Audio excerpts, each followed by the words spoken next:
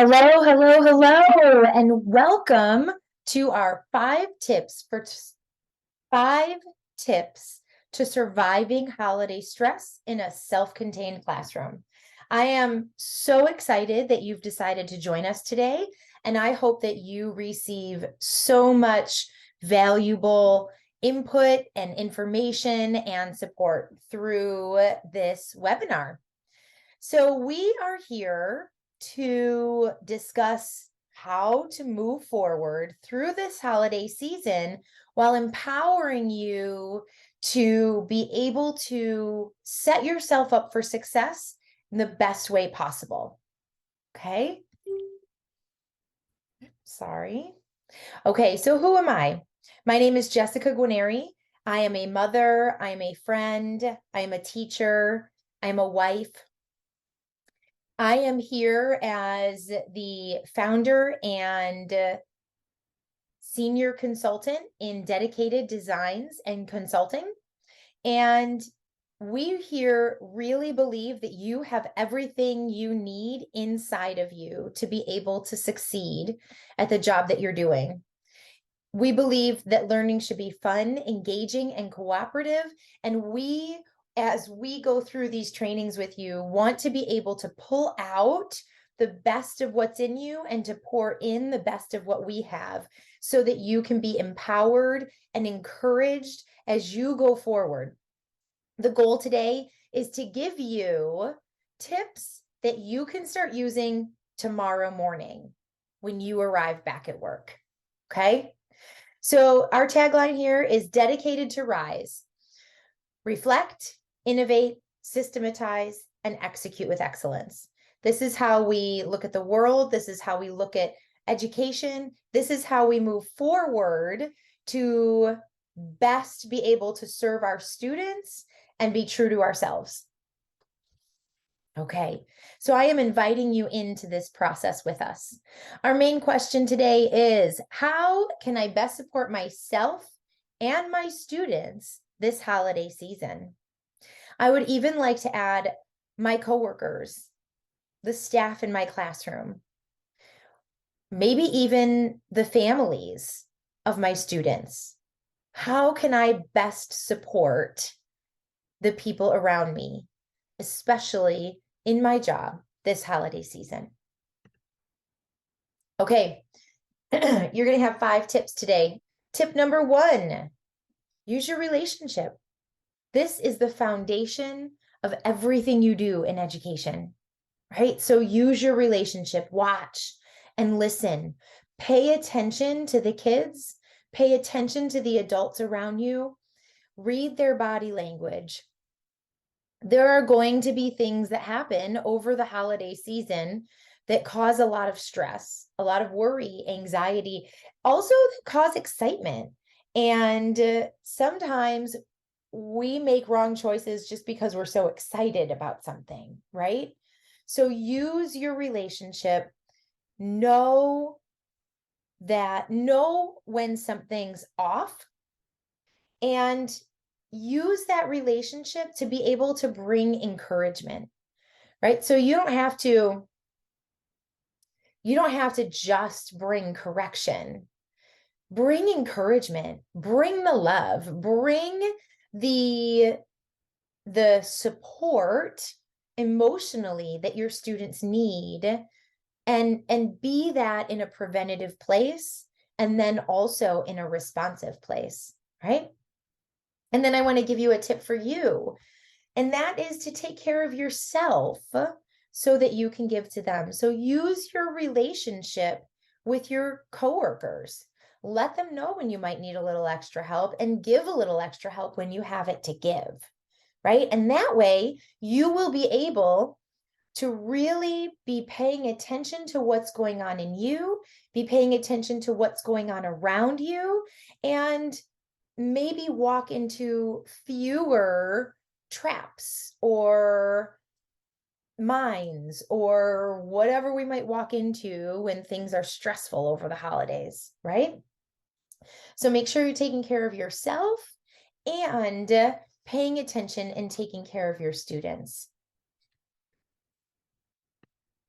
Step number two, tip number two, routine, routine, routine. So you want to keep your flow. What do I mean by that? Well, our schedule becomes a hot mess over the holidays, right? We have parties, we have people coming in from out of town, we have visitors, we have Santa, we have all kinds of things happening at the schools that change everything up. We've got pajama day. Who wears pajamas to school? These kids spend all year learning not to wear their pajamas. And then they're told to put their pajamas on and go to school. Yep, we do that. So, what my biggest suggestion is, even if your activities are going to change during the day, keep the routine. So, say Santa's coming today, Santa's coming during ELA. For ELA, we'll be visiting Santa. So, your board or your schedule or wherever you post that looks the same, because the more familiar they are with that, the calmer they're going to stay.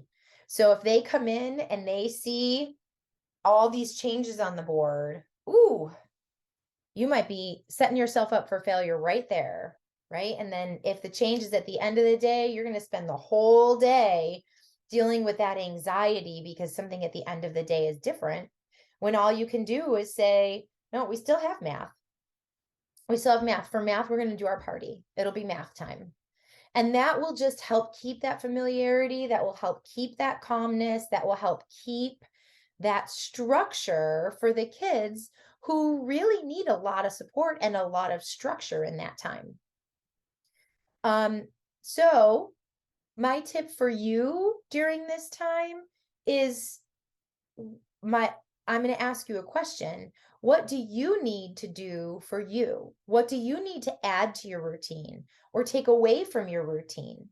What do you need to say yes to, and what do you need to say no to, so that you can keep the things that are important and not be so overwhelmed because you felt like you had to say yes to everything. You don't have to say yes to everything. You don't have to. And it's okay to set those boundaries, and it's okay to do what you need to do so that when you're giving out of your overflow. You're not giving out of lack, and they're getting the last few drops of what's left, right? When we get on an airplane, they tell us, put your own mask on before you put the mask on your child. If there's a problem and we need to disperse oxygen. Well, that's the same for us as humans in life. Take care of yourself so that you can take care of others around you. Now, don't be selfish. Don't do things that, are over the top and all that, but make sure you're getting what you need and setting boundaries where you need them. As teachers, a lot of times we're givers and we don't like to say no. So take a look at that before the holiday season really begins, and be able to make those decisions so that you're prepared for that. All right, here we go. We're moving on to tip number 3. Slow it down. Slow it right down. Pull it back. You don't have to get all the things done every single class time. You just don't. And if you try, that is going to make things stressful, because most of the time the students are not going to be on board with that. They've got so much else going on in their brains, right? So maybe schedule less, plan less, schedule less. That unit that was going to take 2 weeks, maybe you can let it take 3, right? Decrease the expectations, increase the engagement and the fun activities, right? And not out of the ordinary fun activities, but if you can offer up a project during this time that will keep their brains really engaged, well, then you can maybe spread that out a little bit and help them to be engaged for a longer period of time. Remember that our kids communicate in ways that we don't always understand, right? They communicate in ways that sometimes we don't know what those triggers are. Sometimes we don't know exactly what they're trying to say. So make allowances for those times. Give them the ability to take more breaks. Maybe offer up more sensory activities during this time. Try and laugh more and stress less, right? You can make your classroom a place that is specifically made for you and your students within your walls, a place of fun, a place where they can do the things that they enjoy doing too. And you can enjoy the things that you're doing.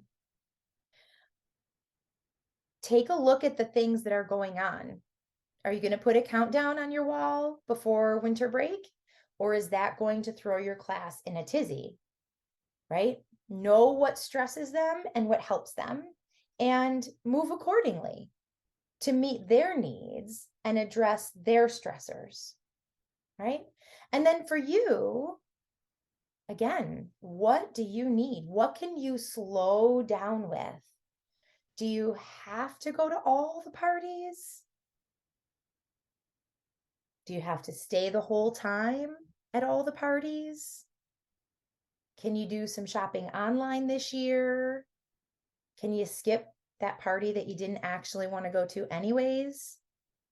Right? Give yourself that permission. One of my coach, one of the ideas that she shared with us was to put in a calendar ahead of time at the beginning of the month.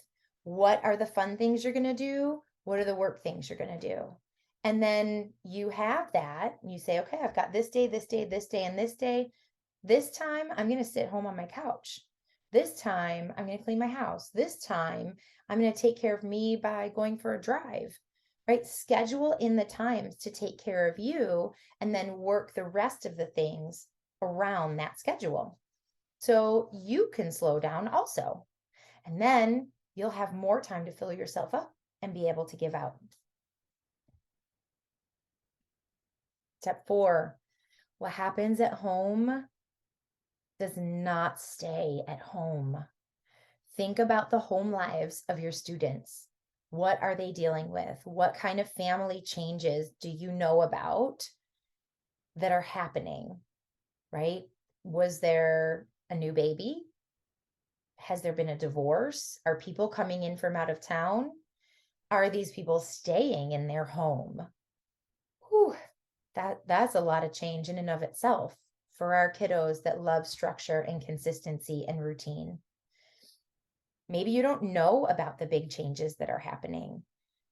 Maybe there are no big changes that are happening, and the holiday season itself is a lot.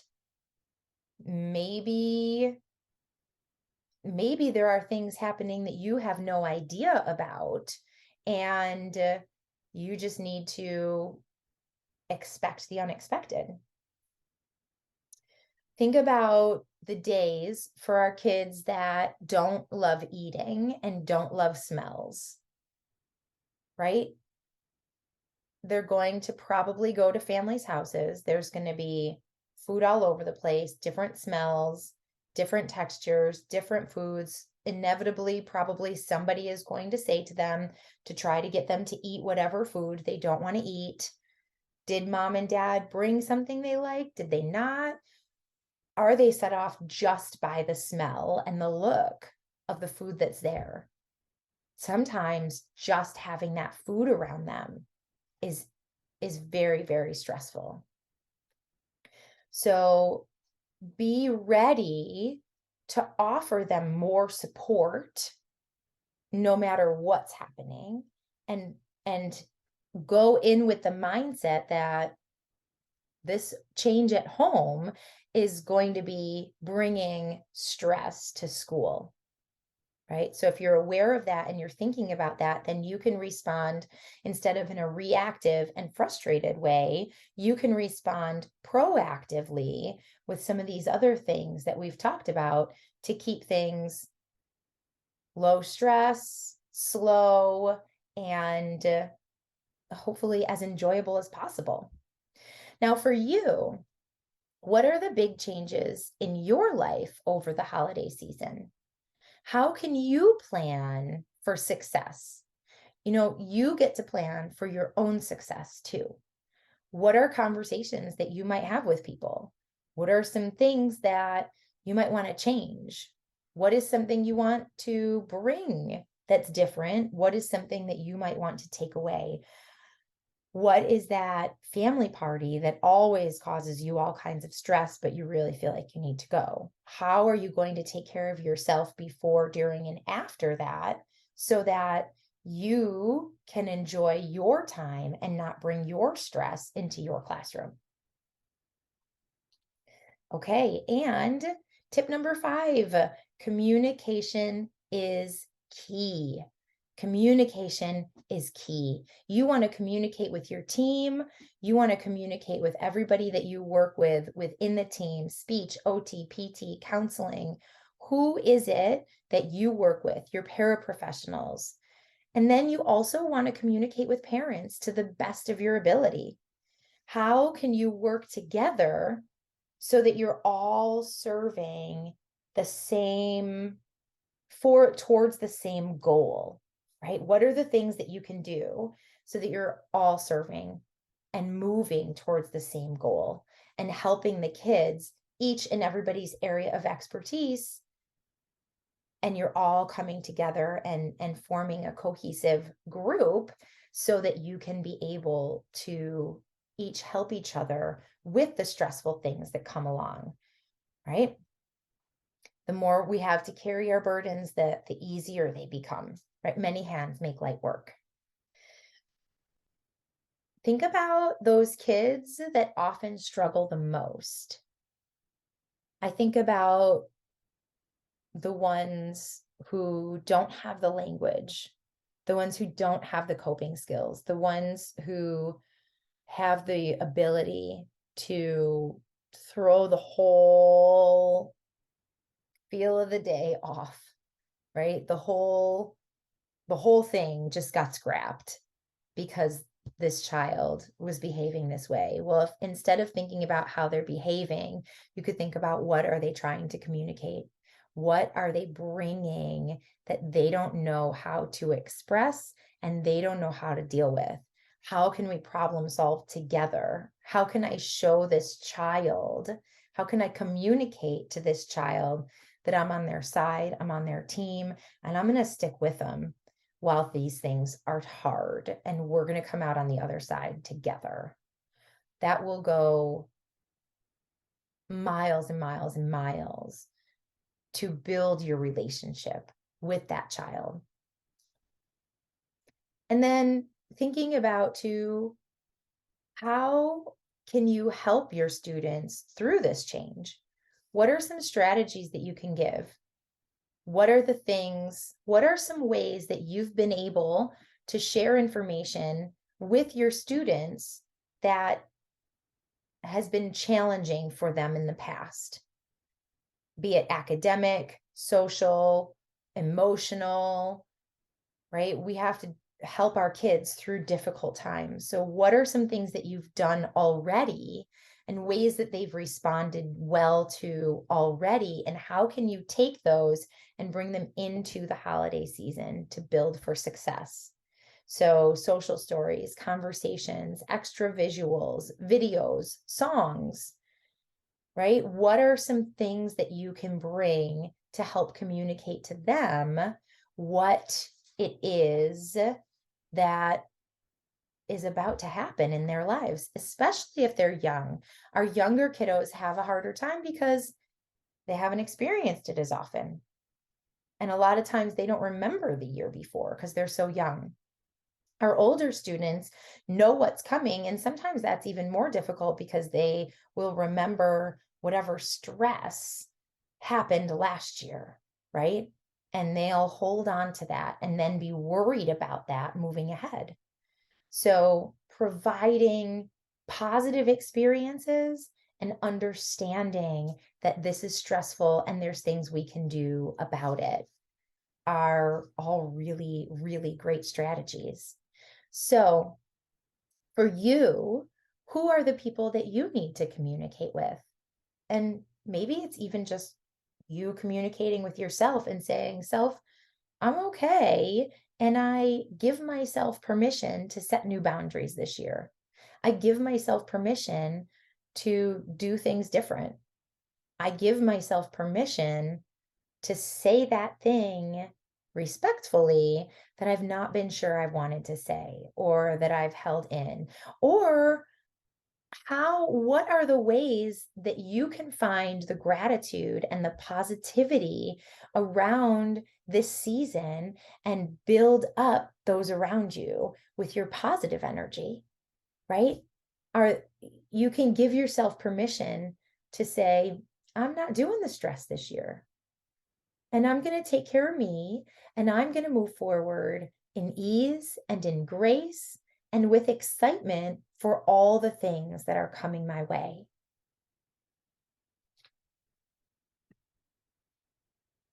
So those are our 5 tips today. And I am so excited that you have stayed and that you have participated and that you have followed along. And I hope you find these things helpful.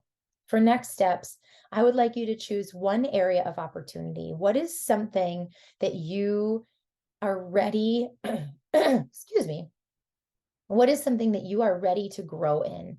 What is something that you are ready to say, yeah, you know what? I can do this thing. And I'm going to do it this way or that way. Choose that area. And then decide on one action you will take tomorrow for your classroom that will help you prepare for this upcoming holiday season. All right, everybody, I am so excited that you've come. Thank you so much for staying to the end. And I hope that the actions that you take help you to be able to move forward into this holiday season with positivity, feeling empowered, and knowing what you can do to support yourself, your students, and the people around you as we go through this season.